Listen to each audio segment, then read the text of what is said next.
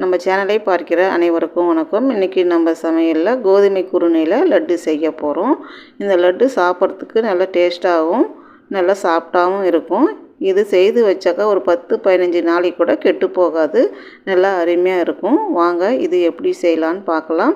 இது செய்கிறதுக்கு ஒரு மெஷர்மெண்ட் கப்பால் 1 கப்பு கோதுமை குருணை எடுத்து வச்சுருக்கேன்.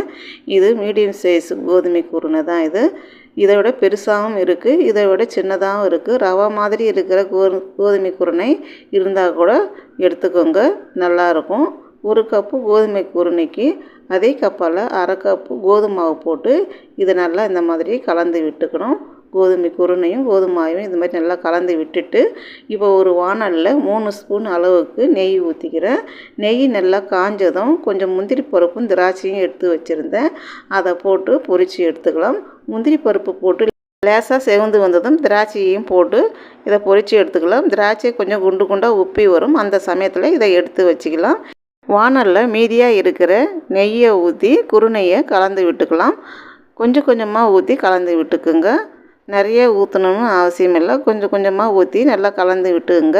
நம்ம கையில் பிடிச்சா கொழுக்கட்டை மாதிரி பிடிக்க வரணும், அந்த அளவுக்கு நெய்யை ஊற்றினா போதும், ரொம்ப அதிகமாக ஊற்ற தேவையில்லை. இப்போ நான் ஊற்றின நெய் இதுக்கு பத்தலை, அதனால் இருக்கிற எல்லா நெய்யும் நான் எடுத்து ஊற்றிக்கிறேன். ஊற்றி இதை நல்லா கலந்து விட்டுக்கலாம். சூடாக இருக்கிறதால நான் ஸ்பூனால் கலந்து விட்டுட்டேன்.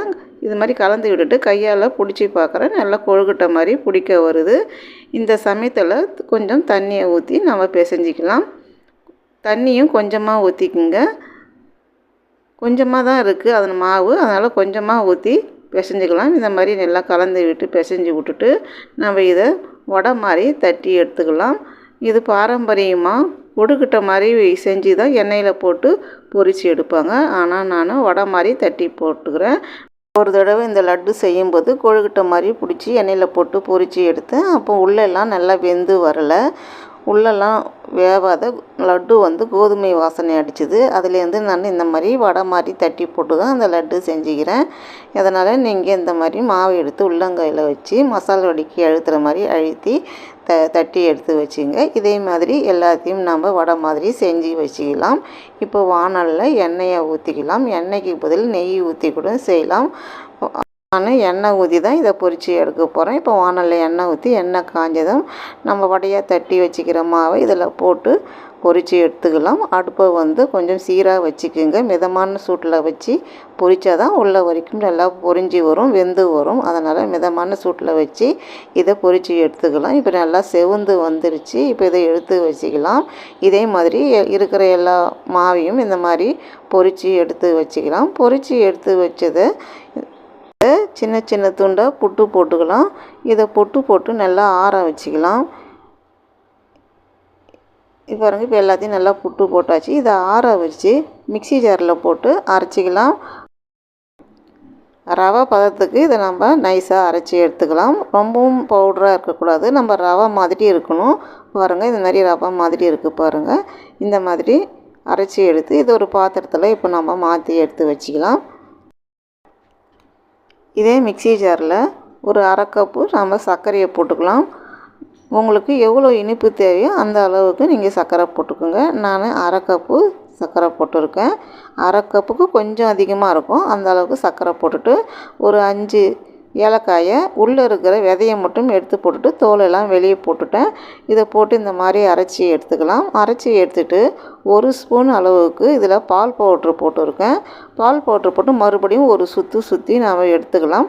பால் பவுட்ரு போடுறதால நமக்கு கோதுமை வாசனை தெரியாமல் நல்லா டேஸ்ட்டாக இருக்குன்றதால நான் 1 ஸ்பூன் பால் பவுட்ரு போட்டுட்டு இதை ஒரு சுற்றி எடுத்து நம்ம அந்த கோதுமை குருணையோடு நல்லா கலந்து விட்டுக்கலாம். நல்லா சர்க்கரையை நல்லா இடமும் படுற மாதிரி நம்ம ஸ்பூனால் கலந்து விட்டுட்டு மறுபடியும் நம்ம கையாலையும் ஒரு தடவை கலந்து விட்டுட்டா சர்க்கரை எல்லா இடமும் படர்ந்துருக்கும். இப்போ நம்ம வறுத்து வச்சுக்கிற முந்திரி திராட்சையும் 1 ஸ்பூன் தேங்காய் துருவல் நான் ட்ரை பண்ணி ஏற்கனவே வீட்டில் வச்சுருந்ததை போட்டுக்கிட்டேன். உங்கள்கிட்ட தேங்காய் துருவல் இல்லைன்னா தேங்காயை துருவி வாணலில் போட்டு வறுத்து அதை போட்டுக்கோங்க. நீங்கள் அப்படியே போட்டாக்கா லட்டு வீணாயிடும். மறுபடியும் வாணலை அடுப்பில் போட்டுட்டு ஒரு 3 ஸ்பூன் நெய்யை ஊற்றி நெய் சூடாறின பிறகு அடுப்பை ஆஃப் பண்ணிவிட்டு அந்த நெய்யை நம்ம மாவில் ஊற்றி கலந்து விட்டுக்கலாம். கொஞ்சம் கொஞ்சமாக ஊற்றி இந்த மாதிரி கலந்து விட்டுக்குங்க. எந்த அளவுக்கு நெய் தேவையோ அந்த அளவுக்கு நெய்யை ஊற்றி கலந்து விட்டுக்கலாம். இப்போ நான் 3 ஸ்பூன் நெய்யை ஊற்றி சூடு பண்ணி வச்சுருந்தேன். அந்த 3 ஸ்பூன் நெய்யும் இதில் ஊற்றின பிறகு எனக்கு சரியாக இருந்தது லட்டு செய்கிறதுக்கு. இப்போ பாருங்கள், கையில் பிடிச்சி பார்த்தா நல்லா லட்டு பிடிக்க வரணும்.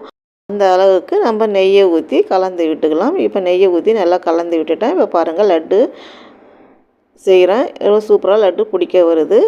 அதிகமாகவும் நெய்யை ஊற்றி லட்டு பிடிக்கக்கூடாது. லட்டு நம்ம பிடிக்கும்போது நெய் வீணாக கீழே தான் போகும். அதனால் பார்த்து ஊற்றிக்குங்க நெய்யை. நாம் தண்ணியோ பாலோ எதுவுமே ஊற்றலை, வெறும் நெய் ஊற்றி தான் லட்டு செய்கிறோம். அதனால் இது 10, 15 நாள் 20 நாள் கூட நாம் வச்சுருந்து சாப்பிட்லாம். நல்லா டேஸ்ட்டாக இருக்கும். பாருங்கள், இதே மாதிரி எல்லா லட்டையும் நாம் செய்தாச்சு. இதே மாதிரி நீங்களும் உங்கள் வீட்டில் கோதுமை குறுனையில் லட்டு செஞ்சு பாருங்கள். பார்த்துட்டு எப்படி இருக்குதுன்னு எனக்கு கமெண்ட் பண்ணுங்கள், ஷேர் பண்ணுங்கள், லைக் பண்ணுங்கள். இது வரைக்கும் எனக்கு சப்ஸ்கிரைப் பண்ணாதவங்க சப்ஸ்கிரைப் பண்ணுங்கள்.